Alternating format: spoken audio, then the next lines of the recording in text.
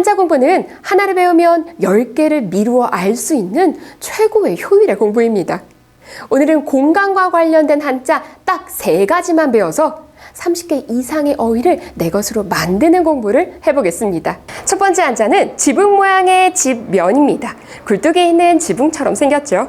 이 집면이 붙으면 단순한 공간에서 더 나아가 심리적, 정서적인 틀, 소속감을 갖는 공간을 뜻하게 됩니다. 그럼 우리가 태어나서 첫 번째로 소속감을 느끼는 공간, 집은 어떻게 쓰느냐? 이 지붕 밑에 이렇게 생긴 돼지 시자를 붙입니다. 에? 왜 돼지시를 써요? 우리가 돼지예요? 아니요. 집이 단순히 잠만 자는 공간이 아니어서 그렇습니다. 먹고 자고 돼지라는 가축을 기르는 것처럼 생활을 영위하는 공간이라는 거죠. 그 중에서도 소, 말이 아닌 돼지를 사용한 건 포동포동하니 풍요로움을 느끼는 공간이란 뜻입니다. 우리가 먹고 자고 돼지, 가축을 기르는 생활을 하는 소속감을 느끼는 공간, 그게 바로 집이란 뜻이죠. 그래서 우리가 소속감을 느끼는 가정과 국가를 말할 때는 이 집 가자를 씁니다. 범주를 더 넓혀서 예술가라고 할 때도 이 집 가자를 쓸 수가 있습니다. 나는 예술이라는 범주 안에 소속감을 느껴. 나는 예술에 포함된 사람이야 를 말하는 거죠. 그럼 집 안에 무엇이 있어야 정말 편안한 것일까요? 사람이 누워있는다? 자녀가 있다? 돈이 많다? 예상외로 이 편한 안자에는 여성을 뜻하는 계집 여자가 들어갑니다. 그러면 여자가 바깥일 하지 말고 집에 있어야 한다는 뜻인가요? 아닙니다. 물론 예전에 한자가 만들어질 당시에 남성들이 사냥을 하고 여성들이 집안의 일을 맡았던 게 반영은 조금 되어 있지만 이게 꼭 여성이라는 성별을 의미하는 것은 아닙니다. 집안의 구심점이 되는 그 부드러운 힘을 뜻합니다. 여러분은 요즘 집에 가면 편안하신가요? 만약 집에서 그리 편안함을 느끼지 못한다면 이 부드러운 구심점이 없어서일 수도 있습니다. 꼭 사람이 아니어도 됩니다. 떠올렸을 때 부드러워, 맞아, 그게 집에 있었지 라고 기분 좋게 웃을 수 있는 것. 반려동물, 반려식물, 인형도 좋습니다. 어린 아이들이 보드라운 애착인형, 애착담요 가지고 다니는 것처럼요. 이렇게 편한 안자는 집안에 부드러운 힘, 구심점이 있는 상태가 사람이 편안함을 느낀다는 의미를 가지고 있습니다. 집면이 붙어서 소속감을 느끼는 공간 중에서도 가장 작은 공간, 방실은 어떤 곳인가? 내가 소속되어 있는 큰 곳에서도 실질적으로 움직여서 다다르는 공간, 이를 지를 써서 내가 이르러서 실질적으로 머무는 공간을 뜻하는 게 바로 이 방실입니다. 학생들과 선생님 모두 학교라는 큰 공동체에 소속되어 있죠. 하지만 학교에 들어가서 실질적으로 머무는 공간은 학생들은 교실이고 선생님은 교무실입니다. 이렇게 큰 공간에서도 내가 최종적으로 이르러서 이를지 머무는 공간, 그것이 바로 방실입니다. 그 다음 손님객. 아니, 집면자가 붙으면 정서적인 유대감, 소속감을 느낀다고 하는데 왜 손님객자에 집면자가 붙나요? 바로 거기에 한자의 재미가 있습니다.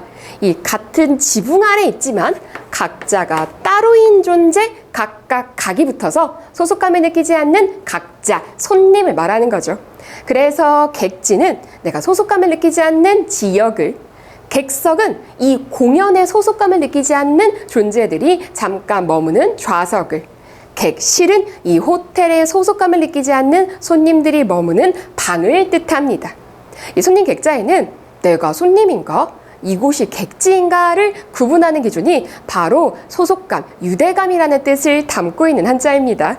5번째 궁궐궁에도 집면자를 씁니다. 그래, 궁궐에도 소속감 느낄 수 있지. 그런데 집에 비해서 너무 단위가 큰 거 아닌가? 그래서 궁궐궁 밑에는 사람이 여러 명이라는 뜻으로 입구자를 2개를 붙입니다. 재미있는 건 자궁을 뜻할 때도 이 궁궐궁을 쓴다는 겁니다.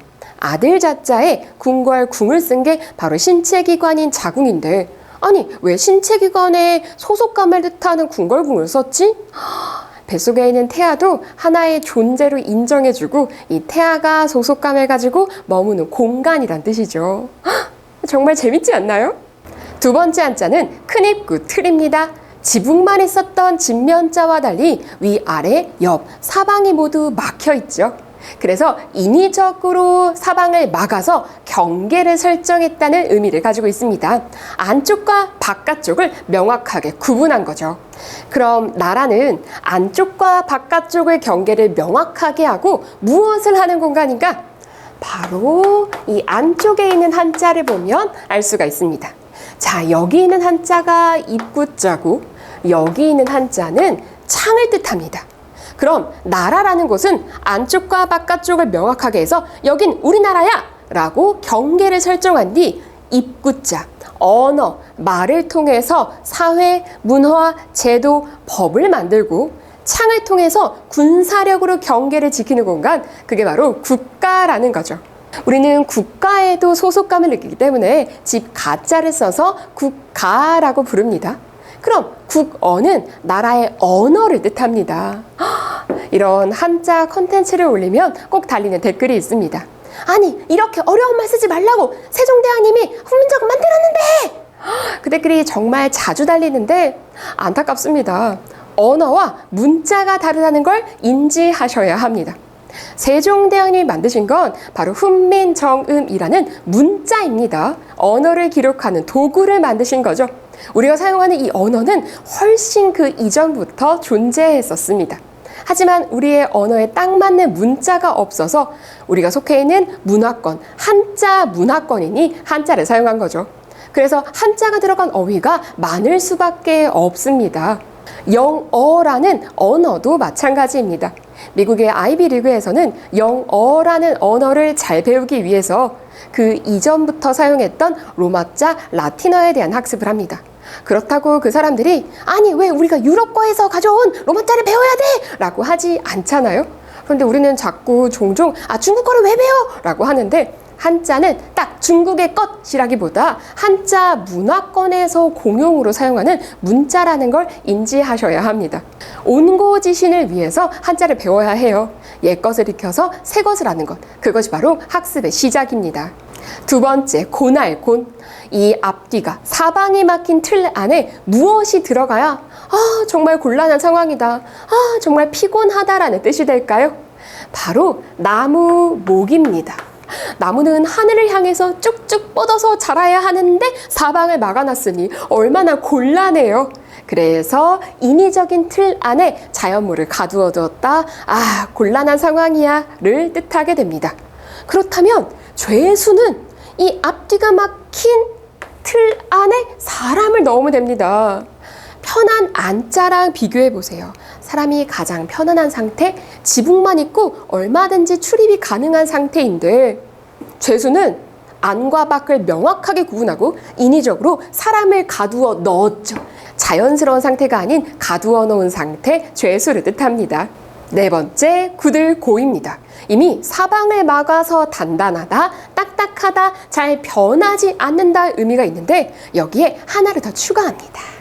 바로 안쪽에 옛꽃자를 써서 예전부터 내려오던 거라 잘 안 변할 거야의 의미까지 추가하면 완벽한 구들고가 되는 거죠. 고체, 액체, 기체할 때 잘 변하지 않는 딱딱한 대상, 고체를 뜻할 때도 이 고를 쓰고, 태도가 잘 안 변할 거야, 그 사람 완고해 라고 할 때도 이 딱딱할 구들고를 씁니다. 다섯 번째는 인할인입니다. 아니, 인할인과 안쪽 바깥쪽을 인위적으로 구분하는 거랑 어떤 상관이 있지? 어떤 사건의 원인을 명확하게 알기 위해서는 그 사건하고 관련 없는 외부적인 요소들은 다 삭제하고 그 사건만을 남겨놓아야 하죠. 이 틀이 바로 그 사건이고 이 안쪽에는 사건과 관련된 요소만을 인위적으로 남겨놓은 상태입니다. 그 사건 관련된 요소들을 다 이 안에 모아놨는데 그 중에서도 큰데 가장 크게 사건에 영향을 미친 것, 그것이 바로 원인이라는 뜻입니다. 재밌는 건 인연을 말할 때도 이 인할 인자를 씁니다. 우리가 연결된 데에는 분명 큰 원인이 있을 거야. 인간이 할 수 없는 큰 힘, 바로 운명이요. 세 번째 한자는 구멍혈입니다. 진면 밑에 8팔자를 써서 무언가 구멍이 뚫려 있는 모양을 연상시키죠. 이 구멍 혈자가 위에 결합하면 구멍이 뚫려 있다, 비어 있다, 아직 채워지지 않았다라는 뜻을 가지게 됩니다. 구멍혈 밑에 기둥 모양의 장인 공자를 밑에 받치면 비어 있다라는 뜻의 빌공이 됩니다. 아니, 비어 있으면 굳이 안 써도 됐을 걸 왜 기둥 모양을 꼭 그리나요? 바로 비어 있다는 건 없을 무, 아무것도 존재하지 않는다라는 뜻이 아니기 때문입니다. 저 기둥으로 영역은 확보했지만 아직 물건이 채워지지 않은 상태라는 거죠. 그래서 나 공간이 좀 필요해 라고 할 때는 물건이 꽉꽉 들어차 있는 곳이 아닌 비어있는 여유, 여백이 있는 공간이 필요하다는 뜻이고, 공기는 비어있는 것 같지만 뭔가 느껴지는 기운, 공상은 생각은 하긴 하지만 아니 비어있는 쓸데없는 생각을 말합니다. 두 번째, 갑자기돌. 구멍 밑에서 무엇이 나와야 깜짝 놀라는 갑작스러운 상황이 될까요? 바로 멍멍 개입니다. 우리 시골에서 담장 밑에 개구멍 뚫어놓고 개가 뿅 하고 얼굴 내미는 것처럼요. 그래서 갑자기 돌자가 들어가면 예상하지 못했는데 일어난 일을 뜻하게 됩니다. 돌출 갑자기 나오고, 돌진 갑자기 앞으로 가고, 돌변 갑자기 변한다는 뜻입니다. 막힐질, 구멍혈이 쓰이면 비어있다, 약간 뚫려있다 아닌가요? 그 뚫려있는 구멍을 따라서 동굴 탐험을 하다가 어딘가에 이르지, 다 이르러서 도착해서 막혔다라는 뜻입니다. 질식할 것 같아, 숨이 막힌다라는 거죠. 대상이 너무너무 싫을 때 질색, 팔색을 할 것 같다라는 그 표현도 바로 이 질자를 씁니다. 이 사람을 원래 대하던 방법, 방향으로는 더 이상 참을 수가 없다는 거죠. 그럼 여러분, 내가 상대가 너무 질색할 정도로 싫어요. 질색할 정도로 못 견디겠어요? 그러면 다른 방향으로 구멍을 뚫는 거예요. 다른 통로를 찾는 거죠. 이런 식으로 질색을 피할 수 있습니다. 마지막, 연구구. 연구구는 구멍혈 밑에 9 구자를 씁니다. 9의 상징적인 의미 때문입니다. 9, 열이 되는, 완성이 되기 전의 단계, 그것이 바로 연구라는 거죠. 근데 왜 하필 구멍혈을 썼느냐? 그 구멍, 빈 곳을 뚫고 나가서 아무것도 없는 그 공간을 허우적거리면서 10, 완성에 다다르기 위해 노력하는 것, 그것이 바로 연구이다. 우리가 아는 연구, 탐구, 여러분이 지금 가지고 있는 그 학구 열도 부족한 나를, 완성된 나로 만들기 위한 과정입니다. 비어있는 이 구멍을 채워가는 과정이죠. 이렇게 연구 구자에는 학문의 태도까지 담겨 있습니다. 9 구자처럼 아직 미완성인 내가 열십 완성을 향해 가는 길을 여러분과 함께 걷고 싶습니다.